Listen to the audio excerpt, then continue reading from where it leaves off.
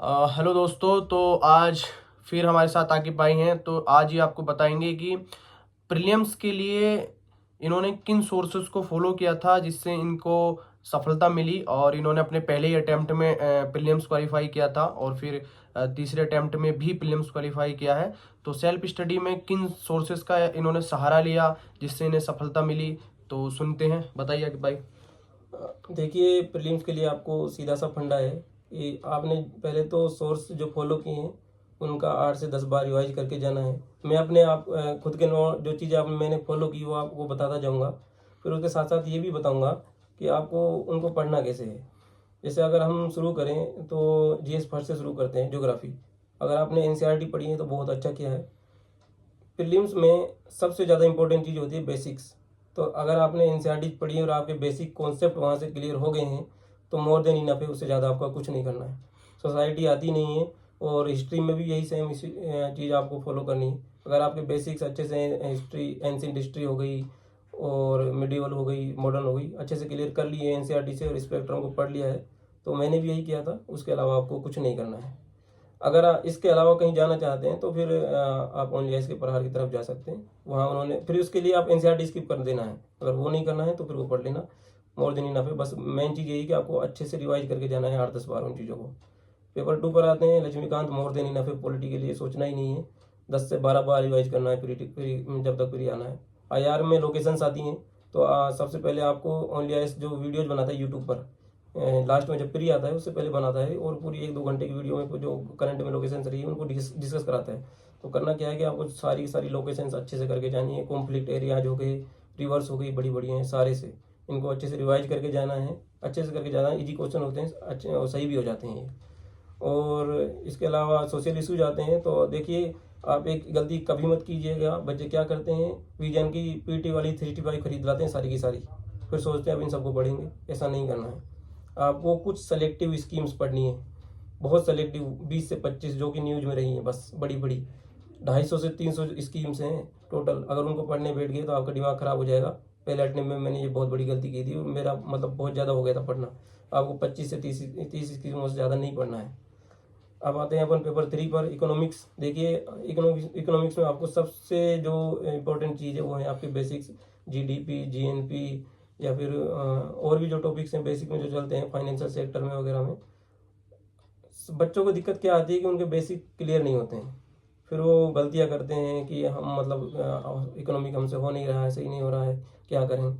तो वही है कि मैंने पहले भी बताया था, अगर आपने किसी की वीडियो फॉलो करनी है तो कर लीजिए। बाकी तो सारा खेल मॉक टेस्ट का है। जितना मॉक टेस्ट लगाएंगे उतने ही आपके कॉन्सेप्ट क्लियर होंगे, जितना आप रिवाइज करेंगे इतने ही आपके कॉन्सेप्ट क्लियर होंगे। नोट्स मैंने पहले ही बता दिए थे, मुरनाल वगैरह के, जो आप पढ़ना चाहे पढ़ सकते हैं। मुरनाल के भी अच्छे हैं, विवेक सिंह के अच्छे नोट्स हैं। विवेक सिंह एक 500 क्वेश्चनों की एक सीरीज और निकालता है, उसमें आप लगा के रिवाइज करना चाहें तो वो भी आप कर सकते हैं। इन्वायरमेंट के लिए शंकर आइस अगर आप इंग्लिश में पढ़ सकते हैं तो पढ़िए, नहीं तो दृष्टि की भी शायद मेरे हिसाब से शंकर आइस की हिंदी वाला वर्जन है, वो भी अच्छा है, उसको पढ़िए। रिवाइज करना है, मॉक टेस्ट लगाने हैं, और सबसे इंपॉर्टेंट चीज़ प्री के लिए PYQs को लगाना नहीं भूलना है। यूनिक IAS अकेडमी की एक किताब आती है PYQs के लिए, एनालिसिस भी है, अच्छी है, इंग्लिश में है। अगर आप फॉलो कर सकते हैं तो उसको लगाइए। और जब आपका प्री आए तो उससे पहले कम से कम 10 साल के PYQs लगा के जाने हैं और उन्हीं की एक्सप्लेनेशन आपको पढ़ के जानी है, ये याद रखना। और साइंस टेक के लिए मैंने आपको पहले वीडियो बताई थी बेसिक्स के लिए, उसको आप करिए आराम से। बाकी करंट के लिए तो PT सीट 5 है, वो पढ़ना है आपको। डिजास्टर मैनेजमेंट वगैरह इसमें आते नहीं है, इंटरनल सिक्योरिटी इसमें आएगी नहीं, एथिक्स इसमें आएगा नहीं। मैंने बहुत कम सोर्सेज आपको बताए हैं। इन कम सोर्सेज को सबसे इंपॉर्टेंट चीज़ ये है कि आपको रिवाइज करना है, रिवाइज करना है, रिवाइज करना है, दैट्स इट।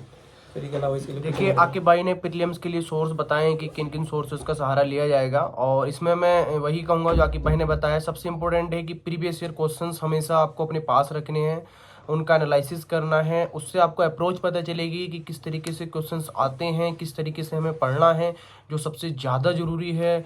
क्योंकि हम पढ़ रहे हैं, हमको पता ही नहीं है कि हम क्या पढ़ रहे हैं, तो उससे फिर कुछ फ़ायदा नहीं होने वाला है।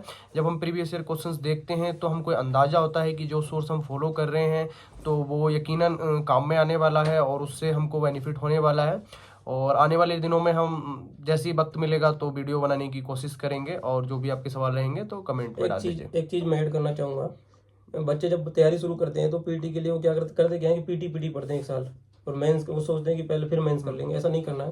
अगर आपने तैयारी शुरू की है तो पहले मेंस की तैयारी कीजिए, पूरा सिलेबस कंप्लीट कीजिए, उसके बाद प्री की तैयारी शुरू कीजिए। और प्री में बच्चे क्या करते हैं, शुरुआत में बहुत सारी कोचिंगों के मैगजीन्स पढ़ने लग जाते हैं मंथली, दृष्टि की ला रहे हैं, विजन की ला रहे हैं, कभी कोई सी ला रहे हैं, कभी इनसाइट खरीद रहे हैं। तो ये गलती आपको कभी नहीं करनी है।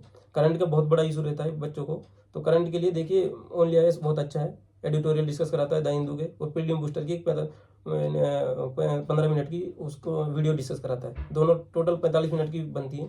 अगर आप चाहते हैं कि आपको न्यूज़पेपर नहीं पढ़ना है, इंग्लिश में आपको दिक्कत आ रही है हिंदू इंडियन एक्सप्रेस पढ़ने में, तो आप 40-45 मिनट की उन 2 वीडियोज़ को देख के खत्म कर सकते हैं। उसके अलावा आपको कुछ नहीं करना है, लास्ट में बस पीटी 365 आता है वो पढ़ लेना है।